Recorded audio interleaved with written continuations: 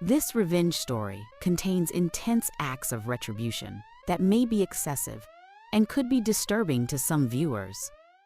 My life was comfortable, predictable. Ken Miller, that was me. 42, a civil servant, pushing papers at the county office. Husband to the beautiful and ambitious Michelle. Father to our bright and artistic daughter, Emily.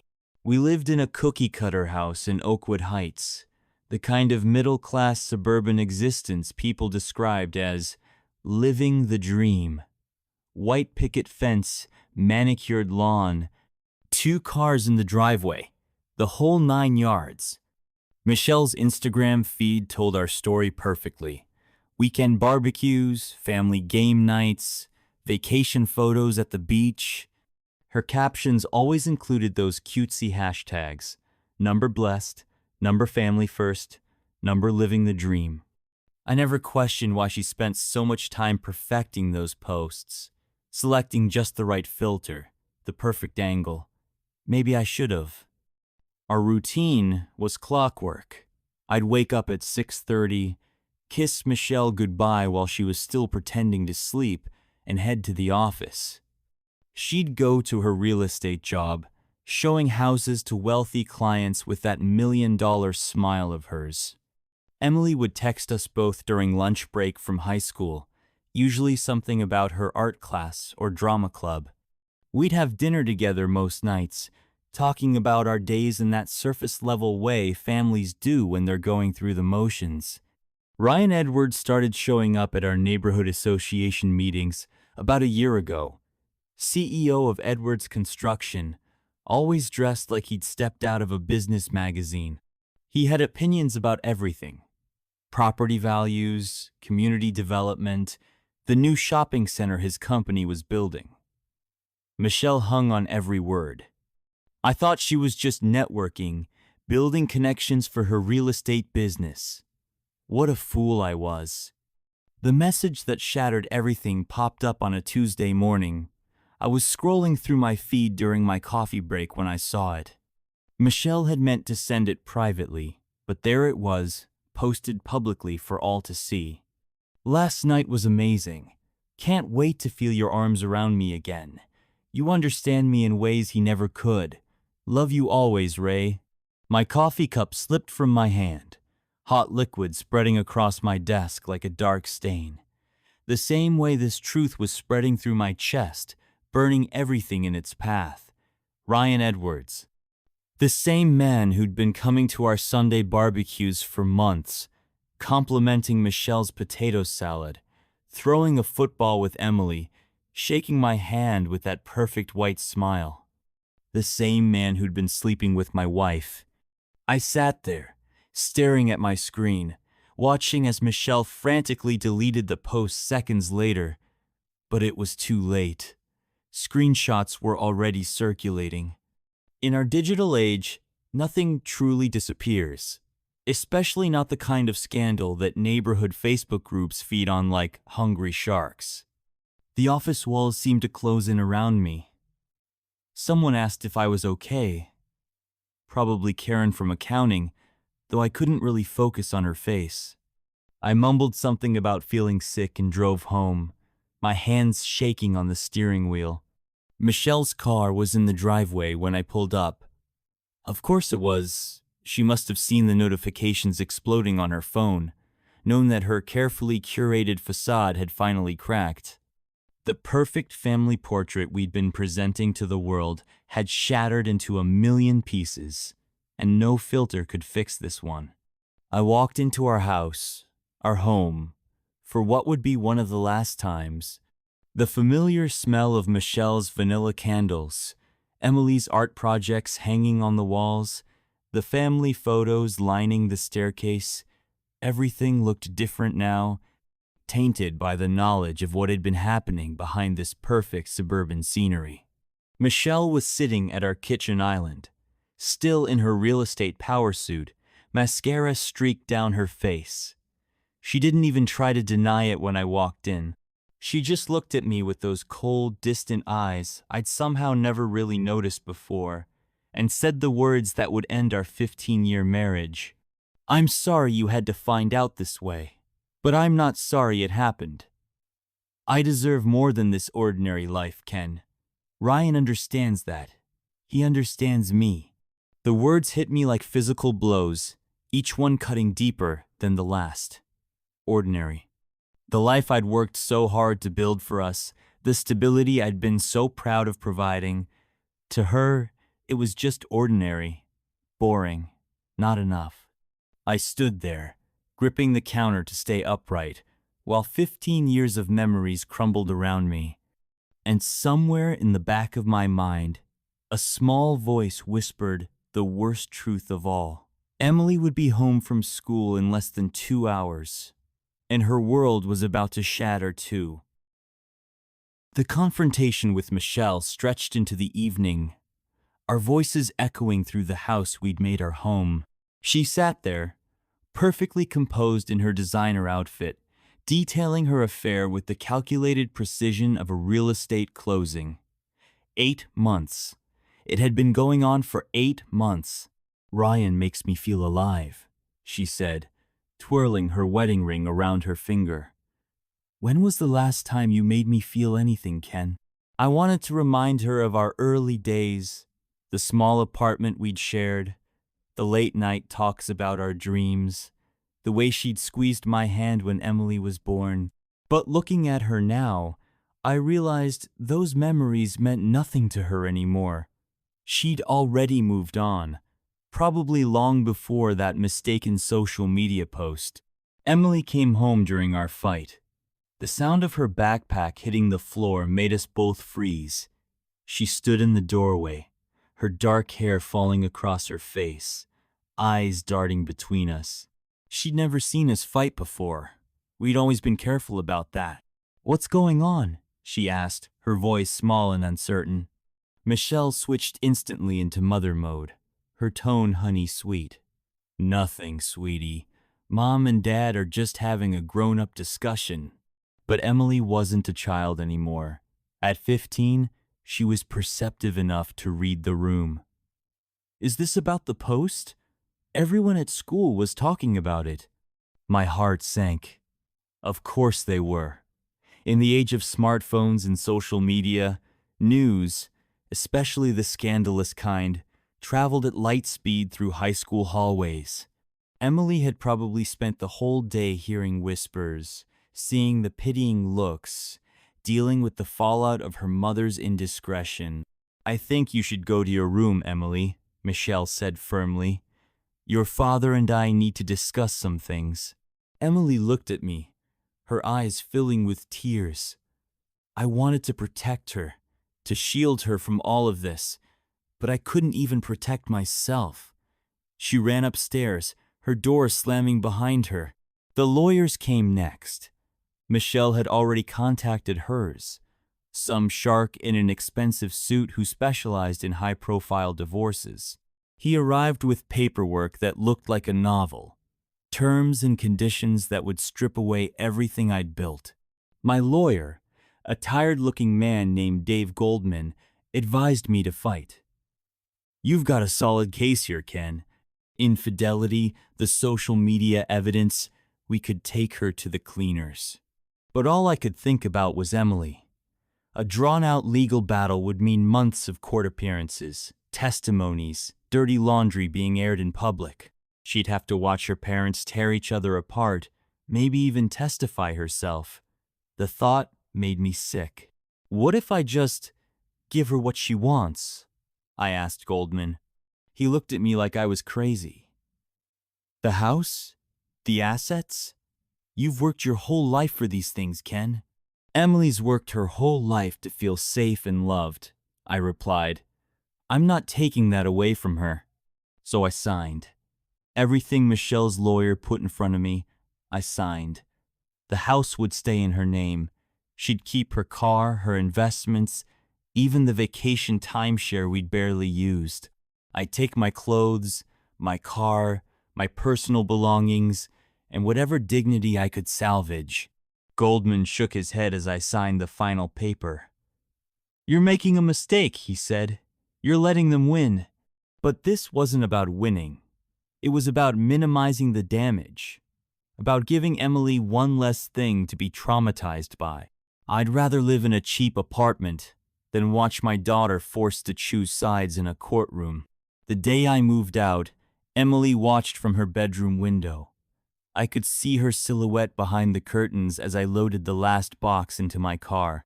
Michelle stood in the doorway, arms crossed, already talking on her phone, probably to Ryan. My key to the house sat on the kitchen counter, next to 15 years of memories I couldn't pack into boxes.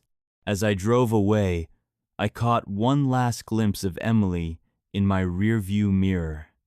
She had pressed her hand against the glass, a goodbye she couldn't say in person. I gripped the steering wheel harder, forcing myself to keep driving. Sometimes being a father meant making impossible choices. This was mine.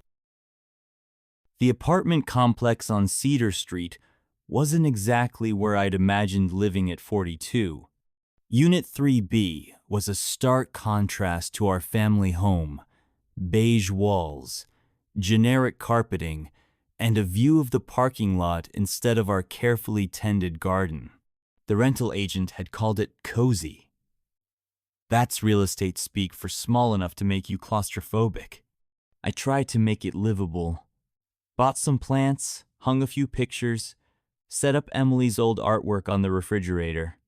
But everything felt temporary, like I was staying in an extended stay hotel rather than making a home. The silence was the worst part. No sound of Emily practicing her guitar. No kitchen cabinets opening and closing. No life beyond my own breathing.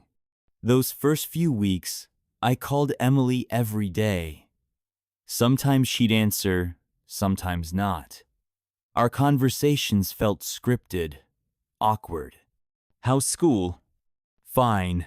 Working on any new art projects? Kind of. I miss you. Yeah, I should go. Mom's calling. Each call got shorter, each response more distant. I'd sit there afterward, phone in hand, trying to remember when talking to my daughter had become so hard. The Emily I knew used to burst into my home office, eager to show me her latest drawing or tell me about drama club. Now, I could barely get her to say hello. I started driving by the house sometimes, usually in the evenings. Ryan's expensive SUV was often parked in what used to be my spot in the driveway. Through the windows, I could sometimes see them, my replacement family.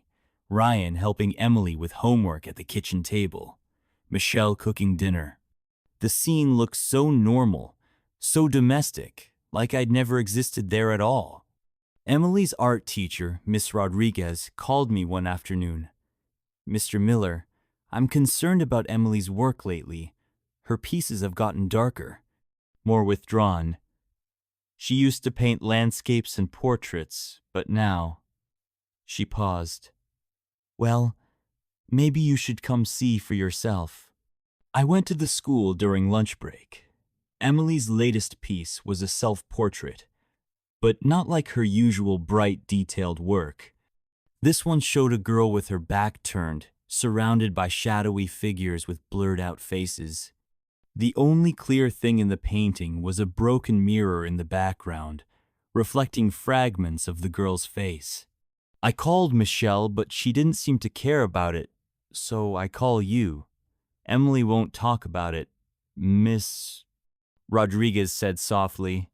"But art has a way of saying what we can't put into words." I tried to bring it up during our next phone call. "Your art teacher showed me your new painting." Silence on the line. Then, "You went to my school? I was worried about you." "Well, don't be. I'm fine. Everything's fine." Her voice cracked slightly on the last word. "Emily, if you need to talk..." "I have to go, Ken. I have homework." She hung up before I could respond.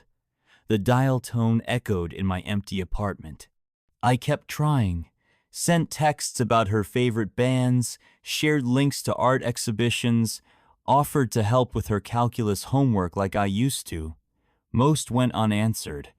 When she did respond, it was with short, non-committal replies. Kay, maybe. We'll see. The worst part was seeing her posts on social media. Pictures of her at dinner with Michelle and Ryan, and his son Harold smiling for the camera.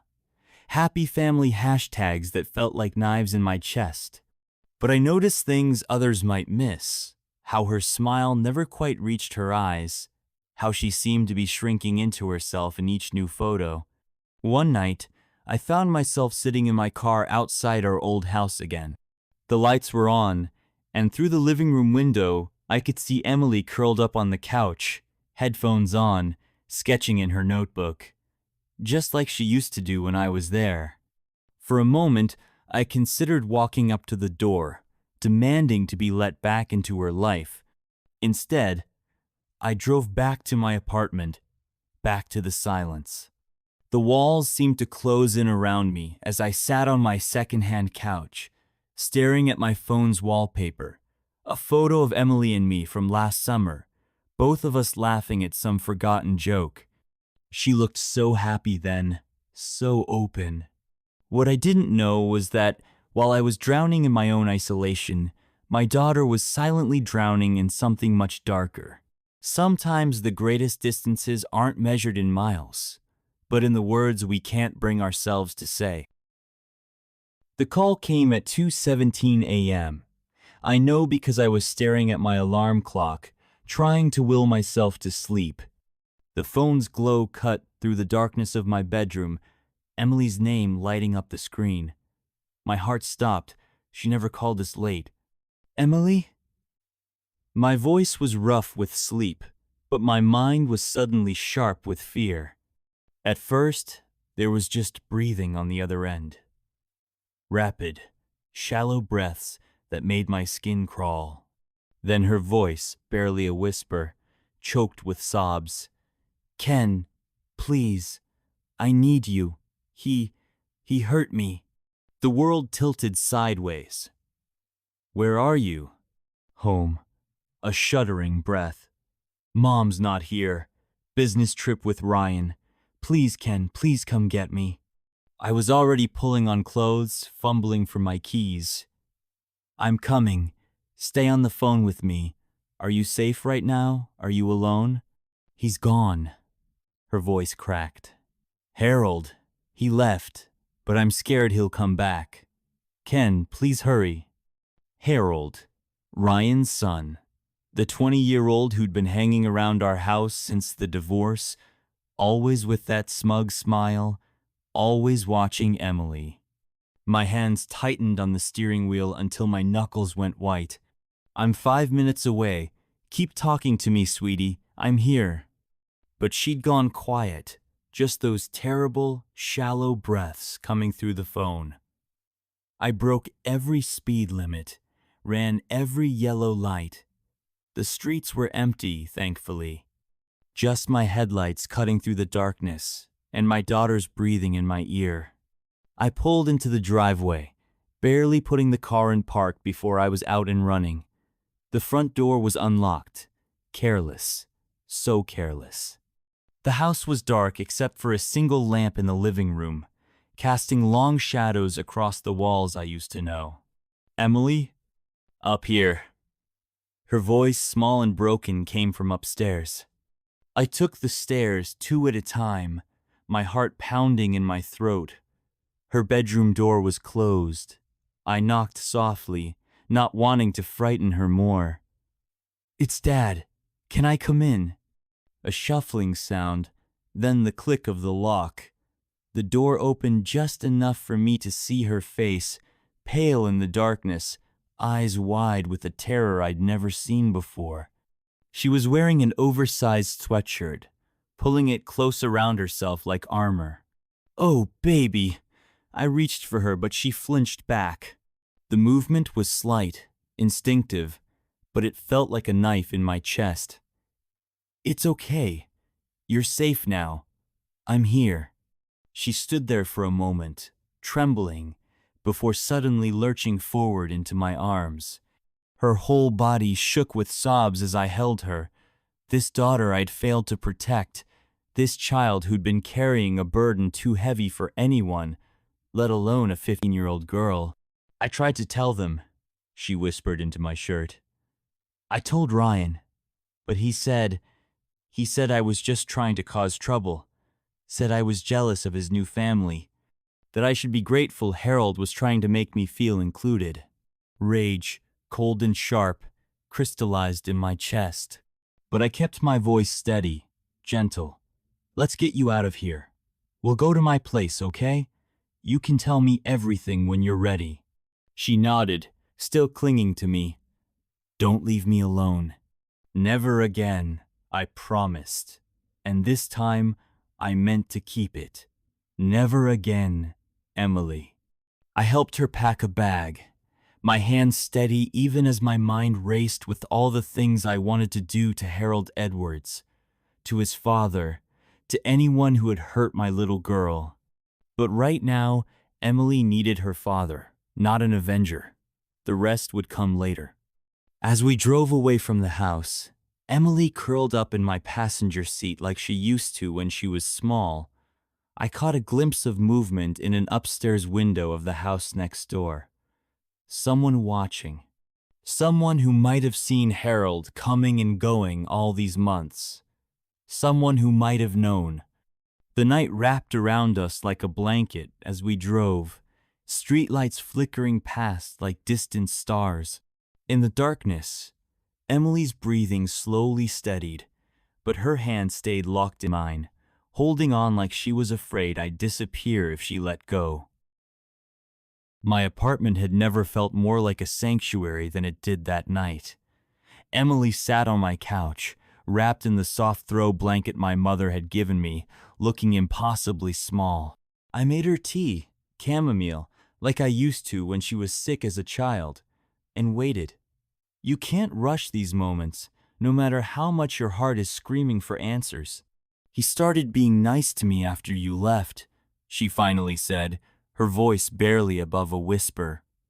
Harold, he'd help me with my homework, drive me to art club when Mom was too busy. Said he understood what it was like, having divorced parents. My hands clenched around my own mug. I forced them to relax, forced myself to just listen. At first, it was just comments about how mature I was for my age, how pretty I was getting. I tried to tell Mom, but she said I was being dramatic. Said I should be grateful that Ryan's family was trying to include me.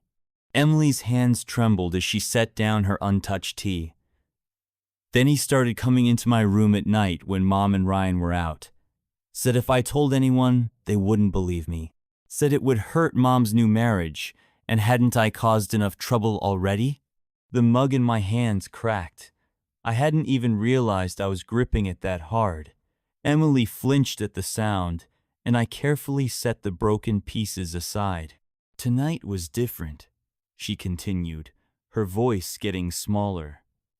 He was angry, said I'd been avoiding him, said I owed him for all the times he'd been nice to me. When I tried to push him away, She touched her wrist, and I saw the bruises forming there, fingerprints painted in purple and blue. The rage inside me was unlike anything I'd ever felt before. It was cold, calculating, deadly.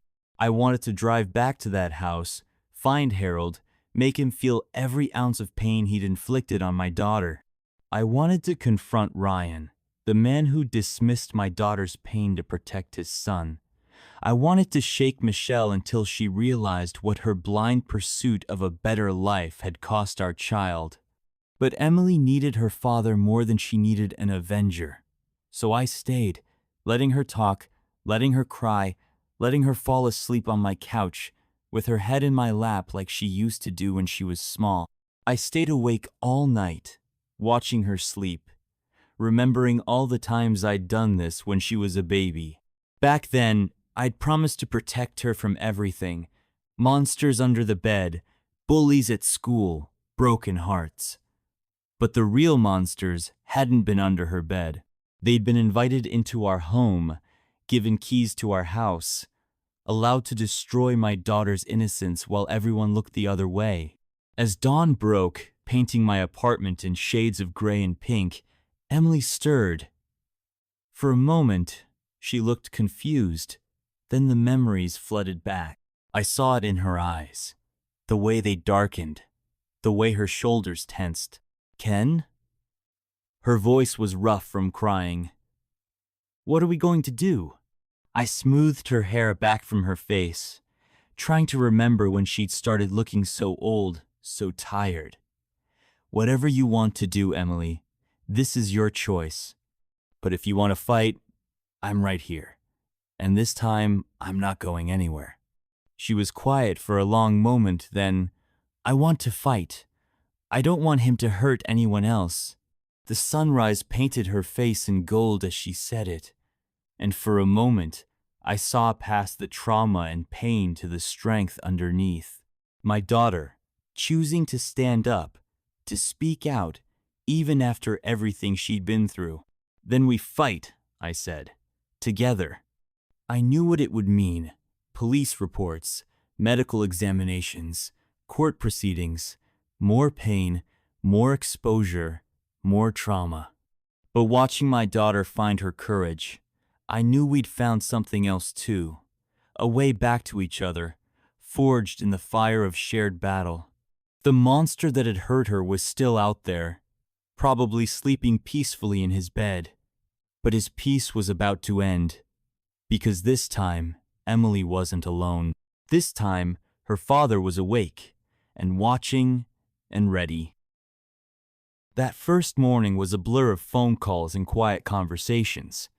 Emily slept fitfully on my couch while I sat at my kitchen counter, making lists, taking notes, planning our next moves. My hands shook as I dialed my lawyer's number. Goldman, it's Ken Miller. I need your help again. It's about Emily. It's bad. Goldman listened without interrupting as I explained the situation. When I finished, the silence on the line was heavy. Have you called the police yet? He asked finally. I wanted to talk to you first. Make sure we do this right. Good thinking. We need to document everything. Photos of her injuries, any text messages, social media posts, and Ken? His voice softened. Get her to a doctor. Today, we need a medical report. The hospital was worse than I'd imagined. Emily gripped my hand as the nurse photographer documented her bruises. Each camera clicked like a gunshot in the sterile examination room. The doctor, a gentle-voiced woman named Dr. Martinez, explained everything she was doing before she did it. But I still saw Emily flinch with every touch. You're doing great, sweetheart, I kept saying, even as my heart broke watching her try to be brave. Detective Sarah Brown arrived while we were still at the hospital. She had kind eyes and a no-nonsense attitude that seemed to put Emily at ease. I need to speak with Emily alone, she said, giving me an apologetic look. I started to protest, but Emily squeezed my hand. It's okay, Ken. I can do this. I waited in the hallway, pacing, trying not to imagine what Emily was telling the detective. After what felt like hours, Detective Brown emerged. Your daughter is incredibly brave, she said quietly. But this isn't going to be easy. Harold Edwards has a clean record, comes from a prominent family. His father has connections. I don't care if his father owns half the city, I replied. He hurt my daughter. She nodded. Then we'll need to be thorough. Document everything. And Mr. Miller? She glanced back at the examination room. Emily needs to stay with you. She's not safe in that house. Michelle called while we were driving home from the hospital. Emily stared at her phone as it rang, then silently handed it to me. Where is she? Michelle demanded. I came home and found her room empty. What do you think you're doing? She's safe, I said, keeping my voice level. Which is more than I can say for when she was with you. What are you talking about? Put her on the phone right now. No. The word came out harder than I intended. You lost that right when you chose to ignore what was happening to our daughter. Detective Brown will be contacting you soon." I hung up as Michelle was still shouting. Emily was looking out the window, her face blank. "I'm sorry," she whispered. "I should have told you sooner." "No, baby." I reached over to squeeze her hand. "I'm the one who's sorry. I should have been there. I should have seen." "You're here now," she said simply. Back at my apartment, Emily finally fell into an exhausted sleep. I sat watching her, my laptop open, documenting everything I could remember. Dates Harold had been at the house, times Emily had tried to tell someone, Ryan's dismissive response, every detail that might help build our case. My phone kept buzzing with texts from Michelle, then Ryan. I ignored them all. Let them panic. Let them feel a fraction of the fear Emily had lived with. Detective Brown had warned us this wouldn't be easy. The Edwards family had money, influence, connections. But sitting there, watching my daughter sleep, I made a silent promise. We would see this through, no matter what it cost.